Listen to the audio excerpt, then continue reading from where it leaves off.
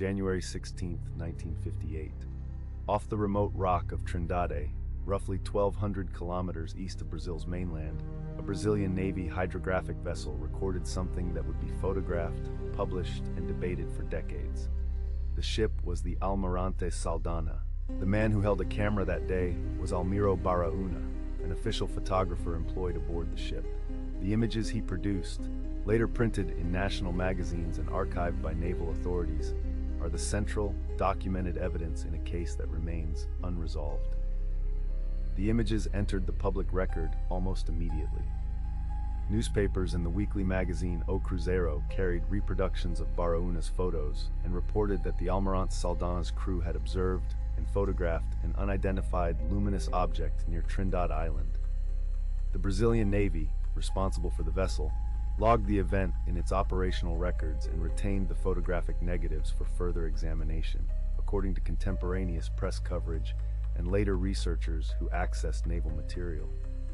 What exists in the documentary trail is straightforward and specific. The year 1958, the exact location, Trindade Island and its surrounding waters, the vessel, Almirante Saldanha, and the photographer, Almirante Baraúna. The published images show a bright, structured luminous form hanging over the sea, with tonal variation across multiple frames. The negatives and prints, the primary material evidence, are repeatedly cited in contemporaneous Navy logs and press reports as the basis for inquiry. Hidden in those files are contradictions that would propel an escalating inquiry. The Navy's internal handling of the photographs became a subject of dispute. Press reports at the time described naval technicians examining the negatives. Later accounts by researchers and former Navy personnel alleged that some negatives and associated notes were kept under restricted access. Analysts who examined available prints produced sharply different interpretations. Some described lens artifacts, reflections, or conventional aircraft seen under unusual light. Others, including importantly, Baraúna himself in later interviews, insisted the photographs captured a solid, controlled object large enough to cast a distinct, consistent shape across multiple frames. The public escalation began with the rapid circulation of the published photographs and the national attention they drew. Ongoing debate moved beyond the newsroom into scientific and naval circles. Photographic analysts active in Brazil and abroad were quoted in contemporary reporting, arguing both for and against conventional explanations. The Navy continued to list the incident among ship logs and station reports, treating it as a serious, unexplained observation rather than a routine misidentification, at least in the immediate aftermath recorded in open sources. As the controversy expanded, the investigative record hardened into three classes of evidence: the original prints and negatives, contemporaneous Navy entries noting the observation, and the public record of media coverage. Those three lines intersect but do not fully align. The negative's custodial chain is disputed in later commentary. Press narratives often extrapolated beyond what the naval logs explicitly state, and photographic critics diverged on technical conclusions. The result, a documented mystery with a clear evidentiary core and multiple, incompatible interpretations. The major documented revelation in the Trindade case is not a dramatic confession or a sudden declassification. It is the photographs themselves, multiple frames taken from the Almirante Saldanha that show a luminous, structured target near the island, preserved in contemporaneous media and referred to in Navy records. Those images became the focal point for scientific and skeptical scrutiny.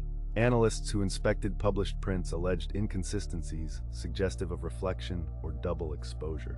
Supporters of the unidentified reading pointed to the continuity of shape across sequential frames and to testimony from crew members who described the object's apparent solidity and scale.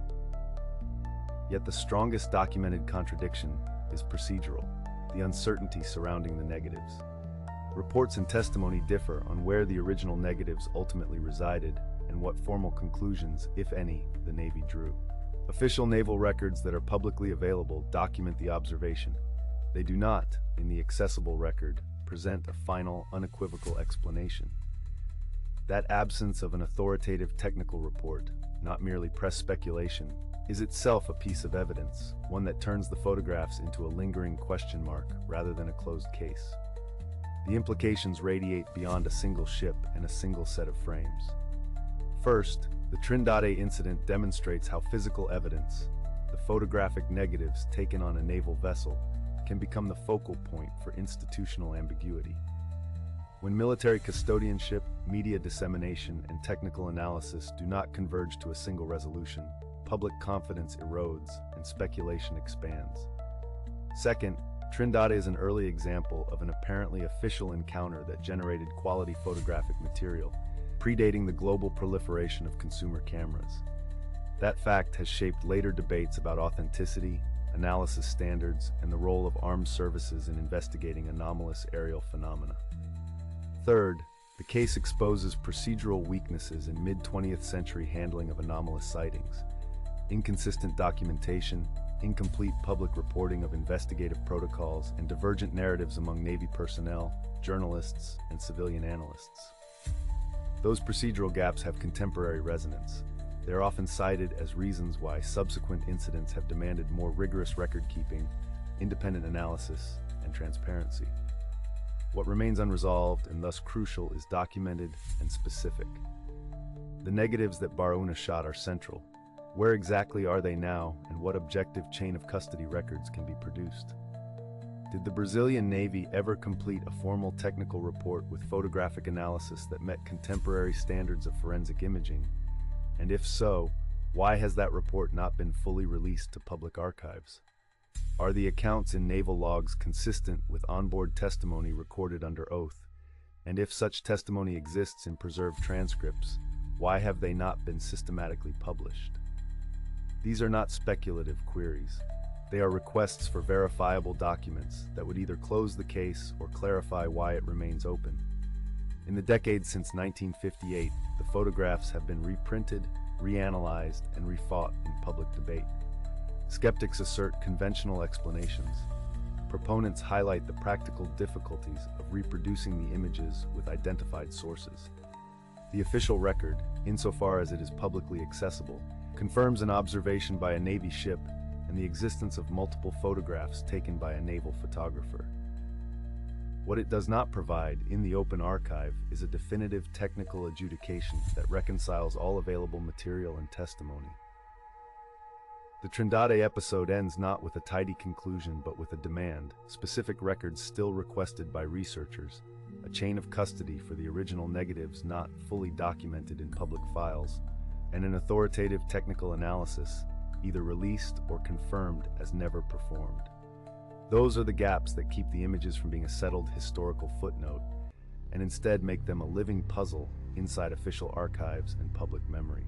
For historians, naval archivists, and forensic photographers, the recorded facts, vessel, date, photographer, published images, and naval logs supply a starting point for closure. For the wider public, the surviving prints and the unresolved questions they generate continue to ask whether a clear, documented answer exists inside the files, waiting to be produced.